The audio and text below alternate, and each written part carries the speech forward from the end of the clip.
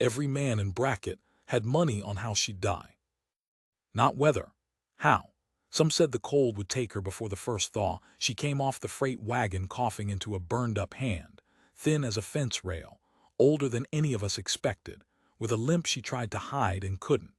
Some said Silas Vane himself would send her back down the mountain inside a week, the way he'd run off every other soul who tried to get close to him since he buried his wife. The betting book at Hollies' trading post had 3 columns, and not one of them said she stays. I know because I wrote my own name in the wrong column. I want you to remember that later, when you're rooting for her, when your throat gets tight, when you're mad at all of us for what we thought. Remember that the man telling you this story bet against her too. Because this isn't a tale about a woman who was secretly beautiful all along, or secretly rich, or secretly anything.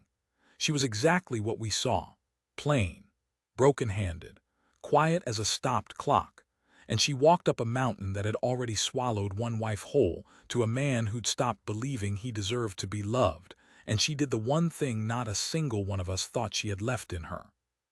She stayed. Stay with me, I'll tell you the rest.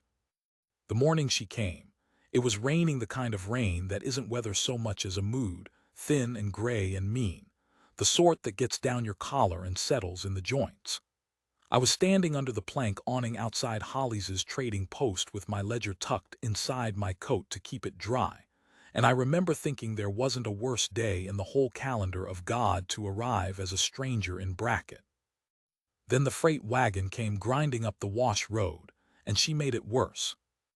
She was sitting up on the buckboard beside old Doe Ferris, who drove the monthly freight run and would tell you your business for free whether you asked or not. She had a carpetbag on her lap and both arms wrapped around it like it might try to leave. And she was coughing. Not a delicate, ladylike little cough into a handkerchief. A deep, wet, rattling thing that bent her forward each time it took her, so that from a distance she looked like a woman being punched by an invisible fist, again and again, all the way up the road. I heard Del Prentice say it before I could think it myself. "Well," he said low, so only the men under the awning caught it, "there's $40 I'll never see again." I should explain about the $40. Silas Vane had a wife once. Her name was Cora, and I'm not going to spend her cheaply here, because she deserved better than to be a paragraph in another woman's story. I'll only tell you that she was small and quick and laughed like water over rocks, and that she and Silas built a cabin 2/3 of the way up the Sisters. That's the twin peaks that stand over Brackett like a pair of nuns who have seen too much, and that for 4 years those two were the happiest people I ever personally knew. And then Cora went into a labor that lasted 2 days, up there on the mountain in a January storm too thick for anybody to climb through. And at the end of it there was no baby and there was no Cora. And there was just Silas, who came down to Brackett once that spring to buy a shovel and a sack of flour, and did not say one single word to any human being while he did it. That was 6 years back. In 6 years, Silas Vane became a story mothers told to keep children from wandering up the mountain. He trapped and he skinned, and he sold his furs through Hollies without ever coming inside, leaving them in the lean-to and taking his credit in silence. He grew a beard you could have lost a hatchet in. Twice, young men from town went up to try their luck hunting his ridge, and twice they came back down white and quiet and unwilling to say what he'd said to them. He was, by the general agreement of Brackett, done. A man finished with living who simply hadn't gotten around to the dying part yet. So when word came that Reverend Aldous had struck up a correspondence on Silas's behalf, that there was a woman back east, a widow, who'd answered an advertisement none of us knew the man had placed, the whole town lost its mind with the sheer strangeness of it. Silas Vane taking a bride. Silas Vane, who hadn't so much as tipped his hat to a living woman in 6 years. Somebody, and I won't say it was me, opened a book on it.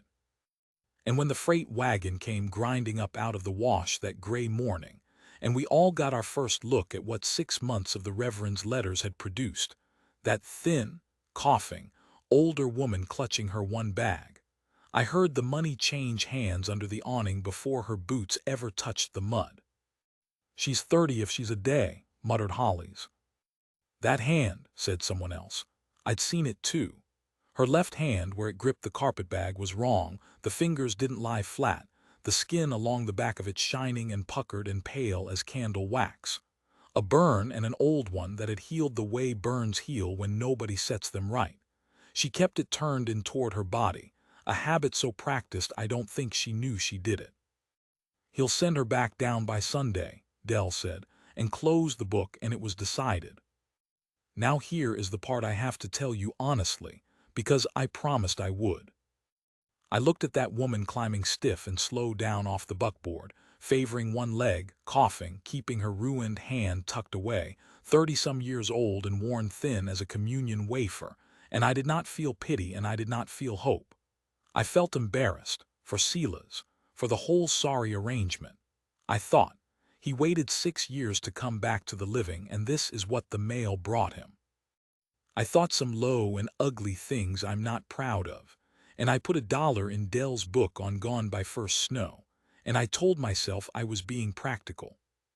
I was 51 years old that spring, and I ran a small poor ranch on the flats below the Sisters, close enough to Silas's ground that I was, technically, his nearest neighbor, though we'd exchanged maybe 40 words in 6 years. I lived alone. I'd buried a wife too, a long time before, and I never remarried, and I want you to hold on to that because it means that of every man standing under that awning making his little joke, I was the one who had the least excuse. I knew exactly what that woman's kind of tired looked like from the inside, and I bet against her anyway. She came across the mud toward the awning, and we all went quiet the way men do when they've been caught saying something. And she stopped in front of us and looked at the whole line of us with a pair of gray eyes that were the only quick thing about her. "I'm looking for the Reverend Aldous," she said. Her voice was low and rougher than I expected, sanded down by the coughing. "I'm told he'd be here to meet me." Nobody answered for a second, then Hollies, who at least had the decency to be a coward, politely pointed up the street. "Church, yonder, he'll be along, ma'am. He knew the freight was due." She nodded, just once, and then she did a thing I have turned over in my mind more times than I can count in the years since. She looked at us, all of us, that row of grinning, silent betting men, and she smiled. Not a warm smile, not a hurt one either. A small, knowing, tired smile, like a woman looking at a hand of cards she's seen dealt 100 times before. "You've got money on me," she said. It wasn't a question. The awning went so quiet you could hear the rain. "I hope you bet short," she said. And she picked up her carpetbag in her good hand, and she walked up the street toward the church through the mud and the mean gray rain, coughing, limping, not once looking back to see the looks on our faces.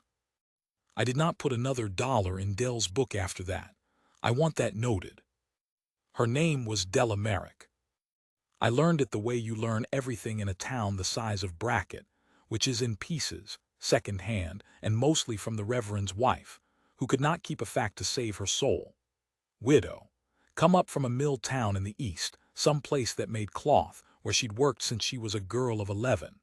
The burn on her hand was from the mill, a machine, some belt or roller that had caught her when she was young and taken the use of 2 fingers and left the rest a memory of fire. Her husband had been a mill hand too, and he died of a lung sickness that got half the men who worked in the cotton dust, and it was clear enough to anybody who heard her cough that she'd breathed the same air, and it was working on her the same slow way. She had no children living. There had been some, the Reverend's wife said, and gone very small, and that was all anyone knew and all anyone had the decency not to ask about. She'd answered the advertisement, the way you'd answer a knock at the door of a burning house. There was nothing left for her in the mill town but the mill, and the mill was killing her by inches, and out here, the Reverend had written her, in his flowery, careful hand, out here was clean, high air, and a man of good and steady character, and a life on a mountain far away from cotton dust. He had not, I noticed, mentioned in his letters what kind of man Silas Vane had become. Reverend Aldous was a hopeful soul, which is a polite way of saying he lied to himself with great sincerity. Silas came down for her on the third day. He came down because word had reached him. Nothing reaches a man that far up a mountain except by that mysterious backwoods telegraph of trappers and Indians and boys who wander too far, that his bride had arrived and was waiting at the church, and that she was sick. I was in town buying nails when he rode in on that ugly, tremendous roan he kept, and I swear the whole street stopped to watch him come, because Silas Vane in Brackett was a comet, a thing that happened twice a decade. He was worse than I remembered.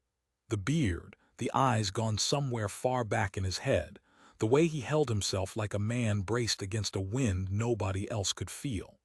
He got down off the roan outside the church, and he stood there a while before he went in, and I understood, everybody watching understood, that he was as scared as she'd been coughing. That this was a man about to walk into a room and meet the person he'd agreed, in some fit of loneliness he probably already regretted, to spend the rest of his life beside. I don't know what was said in that church. Nobody does. The Reverend married them that same afternoon, quick and quiet, with the Reverend's wife and old Doe Ferris standing witness because there was nobody else, and Della became Della Vane in the time it takes to boil an egg, and then Silas Vane put his brand new wife up on the ugly roan and led it out of town, and up the Wash Road toward the sisters, on foot, walking ahead of the horse the whole way, not once looking back at her. I watched them go. She was coughing. He was walking. The rain had finally quit and the mountain stood up gray and enormous ahead of them, still snow-capped even in that late spring, and I remember thinking, with a certainty that shames me now, she'll be dead or gone before the aspens turn. Every man in Brackett thought the same. We'd have bet the town on it. We were all of us wrong, and it started going wrong for us, for our certainty, I mean, about 11 days later when the fire came down off Cutter's Ridge. It had been a dry 3 weeks after that first wet morning, dry and hot and windy, the kind of spring that makes old-timers sniff the air and mutter. Lightning got into the dead timber up on Cutter's Ridge. That's the shoulder of land that runs between my ground and the lower slopes of the Sisters, and by the time anybody smelled the smoke, there was a wall of it a half-mile wide coming down through the deadfall with the wind behind it, and it was coming, more or less, at me. I'll spare you the whole account of that fire, because this isn't a story about a fire. I'll tell you that I lost the North Hay barn and a good stretch of fence and very nearly a lot more, and that I fought it through one whole day and one whole terrible night with nothing but a shovel and a wet gunny sack, and my own stubborn refusal to watch 30 years of work go up. And I'll tell you that I was not the only one out in it. Somewhere in the black middle of that night, choking, half-blind, beating at a line of flame creeping through the grass toward my house, I became aware that I was no longer alone on that line. There was somebody beside me, somebody smaller, swinging a wet sack, coughing God, the coughing and cursing under her breath in a low, steady stream, and I turned and it was her. It was Della Vane. She'd come down the mountain in the dark, alone, into a wildfire, because she'd seen the glow from up at Silas's place and known whose ground it was on. "Where's Silas?" I shouted at her over the roar. "Fire line," she shouted back. "West side." Trying to keep it off, a cough took her, doubled her over, and she came up again and kept swinging the sack. "Off the tree line. Says if it gets in the standing timber we lose the whole slope." And it hit me then, with the fire hot on my face and my eyes streaming, exactly what was happening. Silas Vane, who had not lifted one finger to help another human being in 6 years, who had let this whole town become a stranger to him. Silas Vane was on the west side of my property fighting to save my timber. And his brand new wife, the coughing woman we'd all bet against, the one who by any sense at all should have been dying quietly in a cabin somewhere, was on the east side swinging a wet sack in the dark beside a man she'd met exactly once. She fought that fire with me until the wind turned near dawn, and the worst of it died in the wet meadow grass. She fought it with 2 good fingers on her left hand and a cough that should have put her flat. By the time the light came up gray and filthy over the ruin of my north field, She was black to the elbows and swaying on her feet, and when she finally stopped and looked around at what we'd saved and what we hadn't, she didn't say anything triumphant. She just looked at the smoking wreck of my hay barn, and then at me, and she said, in that low sanded-down voice, "You should build the new one further from the tree line." Then she coughed so hard she had to sit down in the wet ash, and I sat down next to her, and neither one of us had the strength to say another word. And that is the first time in my life I ever felt purely, cleanly ashamed of myself. Silas found us there when the sun was full up. He came around the burned shoulder of the ridge on foot, black as a chimney sweep, and he saw his wife sitting in the ashes of my field, and he stopped. And something went across his face that I hadn't seen on it in 6 years. Fear first. Then, when he saw she was alive and only exhausted, something else, something that didn't have a name yet, that he didn't seem to know what to do with. He came and knelt down in front of her, this enormous, filthy, silent man, and he didn't say a word. He took her ruined hand, the burned one, the one she always hid, and he turned it over in his own 2 hands, gentle as you'd handle a bird, and he looked at the old scar of it in the gray morning light. And Della Vane, who had not flinched at the fire or the cough or the whole town's money against her, went very still and let him. I looked away, some things a man shouldn't watch. That was the morning I stopped betting against her. But I want to be honest with you because I promised it wasn't the morning I understood her. I thought, sitting in that ash, that I'd seen the shape of it.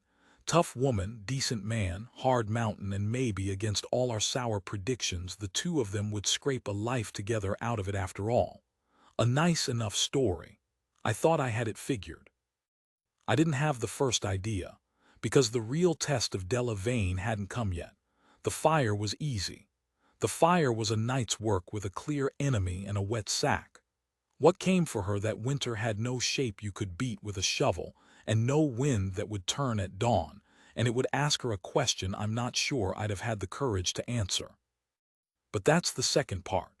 Let me catch my breath, the way we all had to that morning, sitting in the ashes, watching a mountain man hold his doubted wife's broken hand like it was the last unbroken thing in the world. The winter that tested her came early and came hard. The first snow fell in the second week of what should still have been autumn. I had aspens on my lower flats that hadn't finished turning, gold leaves going down under white, and everybody in Brackett who'd lived a while knew what an early snow like that meant. It meant a long one. It meant a mean one. It meant the kind of winter that shuts the Wash Road for months and turns the Sisters into 2 white walls that nobody goes up and nobody comes down. I hadn't seen much of the Vanes through the summer and fall, and what I saw I mostly liked. Silas came down to town more, not much, but more, and once I even heard him say something to Hollies that wasn't strictly necessary, a comment about the price of powder, and Hollies was so startled he gave him a discount. Della I saw twice, both times down at the trading post, and both times the same thing happened that I'd started living for a little shamefully. She'd walk in and the room would go quiet, and then somebody, it was different somebody each time, would find a way to be decent to her. A chair pushed out. A sack carried. The town was coming around to Della Vane one grudging kindness at a time, the way a fire catches, slow, and then all at once. She was still coughing. That never left her, but she'd put on a little weight and a lot of color, and there was a way she'd started to hold herself square, planted here, that made you forget she'd ever been the thin, coughing woman on the buckboard. Then the early snow came. And then the long white silence closed over the mountain, and for 2 months nobody in Brackett knew if the Vanes were alive or dead. Here's what I know about what happened up there, and I want to be plain about how I know it, because I wasn't there and I won't pretend I was. I know it from Della, who told me the once, years later, on a summer porch, in that flat, low voice of hers, staring out at the Sisters the whole time she said it. Some of it I've had to piece, but the bones of it are hers. Silas broke his leg in January. He'd gone up the high ridge to run his trap line in a break between storms, the way he'd done 1,000 times, and a snow-hidden deadfall shifted under him and put him down hard, and the bone went through the skin of his lower leg, and he was 2 miles from the cabin in falling snow with the light going and the cold coming down like a hammer. He should have died there. A man alone that far out, that hurt in that cold, that's not an injury, that's an execution with a delay on it. He knew it. He told Della later he'd lain in the snow and made his peace because there was nothing else sensible to do, and he'd thought, and this is the part that guts me, he'd thought at least she'd have the cabin and the stores and could hold out till spring and get herself back down to a life. He'd made his peace by making it about her. 6 years he'd wanted to die, and the first time it came for him, honest, all he could think about was leaving her provided for. He didn't die because Della came looking. She'd learned the trap line. That was the thing nobody expected, least of all Sela's. Over the summer and fall she'd made him show her, and he'd thought it was just a wife wanting to know her husband's work, and it wasn't. It was a woman who'd survived one killing situation already, in a cotton mill, by knowing exactly how every dangerous thing around her operated. When Sela's didn't come home by full dark, Della Vane put on every stitch he owned, and she took a lantern and a length of rope and a bottle of liniment, and the little sled they hauled wood on, and she walked out into a January night on the sisters, alone, coughing, with 2 good fingers on her left hand, to find a man 2 miles out in the snow. It took her most of the night. She followed the trap line by lantern in falling snow, cough tearing at her, and she found him near dead of the cold, mostly gone, and she got him onto the wood sled. I have tried to picture a woman that size getting a man Silas's size onto a sled, and I cannot do it, I truly cannot, and she never explained it. She just said I got him on the sled the way you'd say I closed the door, and she hauled him 2 miles back through the snow in the dark, and she set his leg herself. She set the bone herself, with his belt for him to bite and his own bad whiskey to clean it, and a splint she made from a barrel stave. This millhand's widow set a compound fracture by lantern light, and then she kept the man alive through 6 weeks of fever and snow with no doctor closer than the far side of a shut road, and she did not lose him. That's the endurance. That's the thing we'd all bet against, spending itself out in the dark on a mountain where nobody was watching to give her credit for it. But that isn't the part of this I most want you to have. Because setting the bone, hauling the sled, that was hard, but it was clear. It was the fire again, only longer, an enemy you could see and a thing to do about it. The choice came in February, and the choice had no clear thing to do. Sela's took a turn in the worst of it. The leg went bad, not the whole way, but enough. A hot red line creeping up from the wound that Della knew the look of, because she'd seen it kill men in the mill. And she had, she told me, exactly one thing that might stop it, and it was down in Brackett, in the possession of the doctor there. And between her and Brackett was 2 months of the meanest winter the sisters had thrown in 20 years, and a wash road under 10 feet of snow, and a stretch of open ridge where the wind came across at a speed that would take a person off their feet and not give them back. And here is the choice. Sit tight, and maybe the leg turned and maybe it didn't, and maybe she watched her husband die slow over a week the way she'd watched her own husband die slow, years before, in a mill town, of a thing she couldn't fix. Or go down the mountain into that alone, coughing, for a thing that might already be too late, leaving him alone in the cabin, so that if she died on the ridge he'd die in his bed a few days after alone, never knowing she'd gone for him, thinking she'd left. That was the weight of it. Either way she might lose him, but one way she stayed and held his hand while it happened. The other way she took the whole risk onto her own body and gave him a chance, and paid for it with the possibility that the last thing he'd ever think of her was that she'd walked out. She told me she sat by his bed the whole night deciding. She told me she prayed, though she said it like she wasn't sure it counted. And she told me the thing that decided her, and I've never forgotten it because it was so much smaller and stranger than I'd have guessed. She said, "He held my hand in your field, after the fire. He held the bad one." She was quiet a while. 6 years he wouldn't touch a living soul, and he held the ugliest part of me like it was worth holding. I wasn't going to sit in a chair and watch that die. She went. She left him water and food in reach and a fire bank to last and a note in case, that she never told me what it said and I never asked. And before dawn she went out into the February dark and down the mountain into the worst of it, alone. I'm not going to draw out the crossing. I told you this isn't that kind of story, and it isn't. I'll tell you that it took her a day and most of a night, that she went through the open ridge on her hands and knees because the wind wouldn't let her stand, that she lost the feeling in her feet and the two good fingers of her burned hand and never got all of it back, and that she came down off the wash road into Brackett a little after midnight looking so much like a dead woman walking that Hollies, who saw her first, said later, he thought she was a haint and near shot her. She got the doctor, she got the medicine, and this is the part where the whole town's shame finally came due and paid. She got half of Brackett. Because word went through those sleeping houses like the fire had gone through my deadfall. The Vane woman came down off the mountain in February, alone for him, and every man who'd put $1 in Dell's book against her got up out of his warm bed in the dark and got a horse and a shovel, and they broke a trail back up that mountain in the black cold of a February night. A dozen of them, more, breaking snow in shifts, so that Della Vane would not have to walk back up alone. I was one of them. I want that noted too, since I noted the other.